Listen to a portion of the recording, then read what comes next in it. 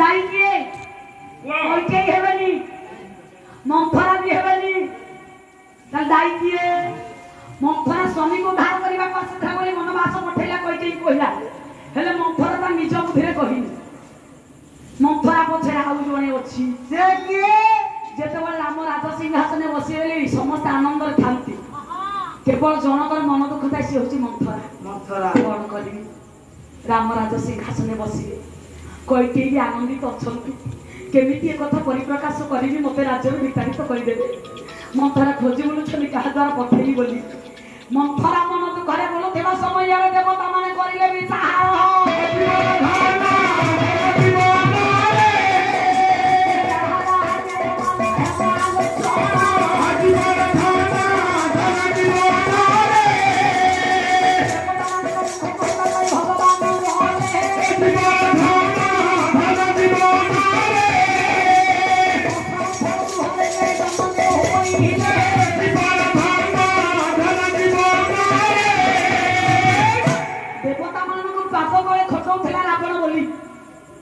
प्रभु तो धाम को आसीथिले ताले राज सिंहासने बसले रावण विनाश होई परिबनी ना ना एले देवता माने चक्रांत करे बाण बीणा पानी मा सरस्वती को पठेले करे सरस्वती जाओ जाओ कहा कंठरे बसी तुमे राम को वनवास पठेबो सरस्वती बोलिले को देखले समस्त आनंद राम को राम राज सिंहासने बसिले समस्त आनंद जनकर मन दुख अछि से होची मंथरा मंथरार कंठ देशरे बसिबारु मंथरा कैकेयी को कहिला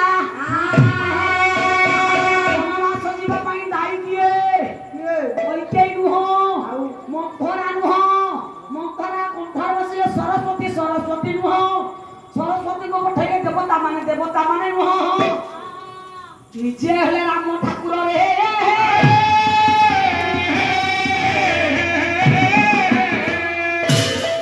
आज्ञा भूलेला की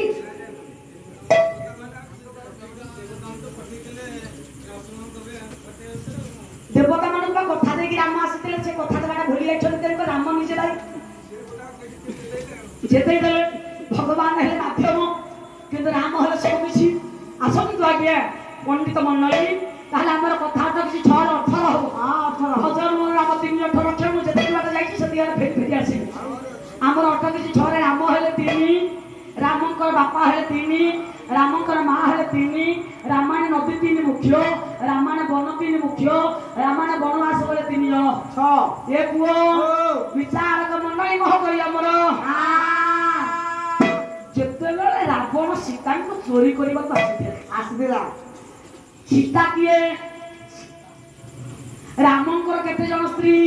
रामंकर तो जणीय स्त्री रामंकर 8 जन स्त्री रे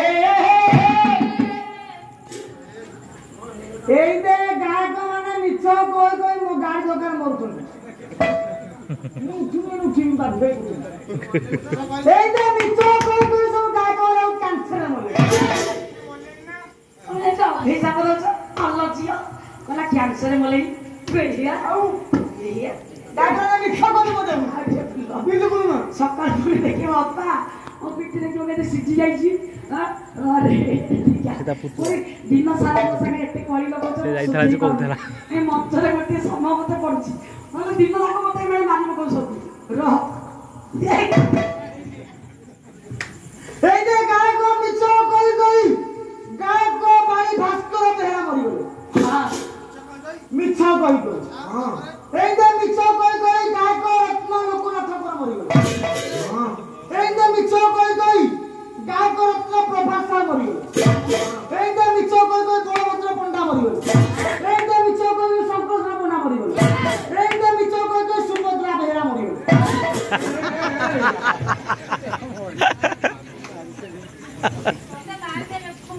एडी के गोटे मोरिया होस लागिला एक समय जाछि को खाली माडो ही किनुछि समय जाछि आज्ञा कथा तो लागे उठी छरे रामंकर 8 जन स्त्री रे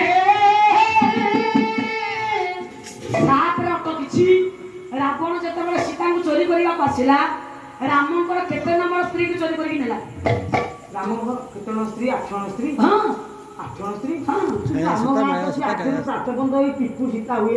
ଏ ଗୋଷ୍ଠୀ ସୀତା ସେ ରୋଲ ଉପରେ ହଁ ପ୍ରକୃତରେ ରାମଙ୍କର 8 ଜଣ ସ୍ତ୍ରୀ 8 ଜଣ ତ୍ରେତୟା ଯୁଗରେ 8 ଜଣ ସ୍ତ୍ରୀଙ୍କୁ କଥା ଦେଲେ ବୋଲି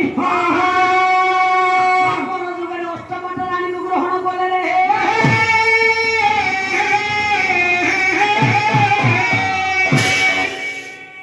ବାବା ଭୁଲ ହବ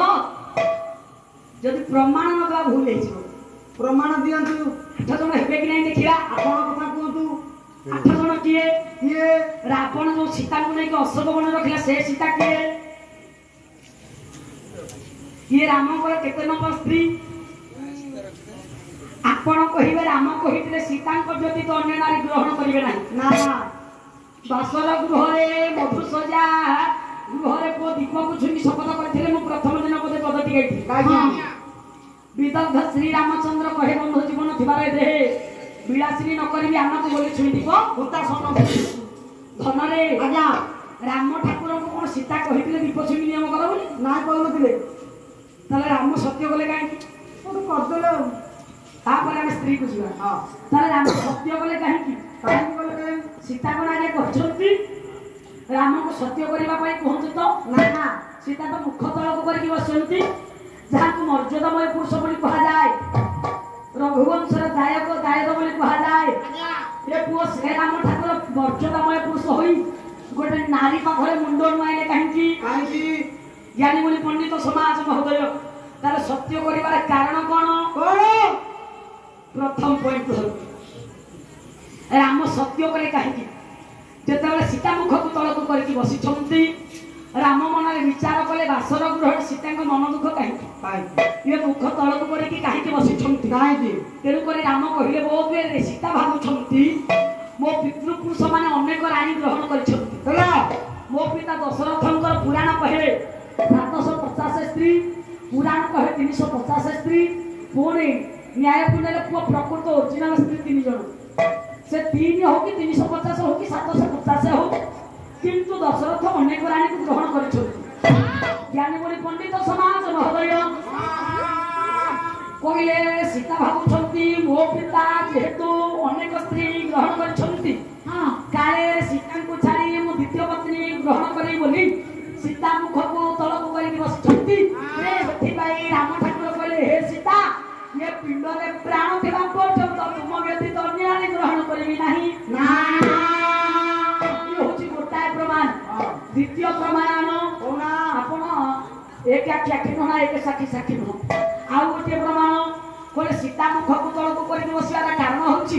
ଯେତେବେଳେ ଶିବ ଧନୁ ଭାଙ୍ଗି ସୀତାଙ୍କୁ ବିବାହ କରି ଆସିଲି ସେତେବେଳେ ବିଚାରକ ମଣ୍ଡଳୀ ମହୋଦୟ ବଢେଇ ଦେଲେ ପରଶୁରାମ ତାଙ୍କ ଧନୁଟାକୁ କହିଲେ କେଉଁ ଦିନ ଗୋଟେ ଧନୁ ଥୁଆଇଥିଲା ଭାଙ୍ଗି ବାହାସ୍ପଟ ମାରୁଛ ଦେଖିବା ମୋ ଧନୁ ଭାଙ୍ଗିଲ ବୋଧେ ସୀତା ମନରେ ଭାବୁଛନ୍ତି ଶିବ ଧନୁ ଭାଙ୍ଗି ମତେ ବିବାହ କଲେ ଋଷିଙ୍କର ଧନୁ ଭାଙ୍ଗି କାଳେ ତାଙ୍କର ଝିଅ ଫେରେ ବିବାହ କରିବେ କି ସବୁ ଦୁନିଆ ଆସିଯିବ ଶପଥଟି ଭଲ ଲାଗିବ ବୋଲି ସୀତା ମୁଖ ତଳକୁ କରିକି ବସିଛନ୍ତି ରାମ ସତ୍ୟ କରିଥିଲେ ନାଇଁ ଆଜ୍ଞା ବାସର ଗୃହରେ ଦୀପ ସତ୍ୟ କରିବା ପାଇଁ ଜଳେ ନା ଦୀପ କାହିଁକି ଜଳେ ଦୀପ କିଏ ଦୀପର ମାଟି ଦୀପ ସଳିତା କିଏ ପୁରା ସଳିତା ନିଆଁ କିଏ ଦିଆସିଲି ନିଆଁ ଘିଅ କିଏ ଡାଲଟା ଘିଅ ଭଲ ହଉଛି ଶିକ୍ଷା ହେ ମୋର ବିଚାରକ ମଣ୍ଡଳୀ ମହୋଦୟ ମାଙ୍କ ନିକଟରେ ଦୀପ ଜଳୁଛି କାହିଁକି ମୁଁ ପ୍ରଥମରୁ ଗୋଟେ କଥା ଆଲୋଚନା କରିଥିଲି ଆୟୁଷ ଦୀପରେ ତେଲ ନାହିଁ ଆଉ ଜଳିବ କି ପୂର୍ବ ତାହେଲେ ତେଲ କିଏ ଆଜ୍ଞା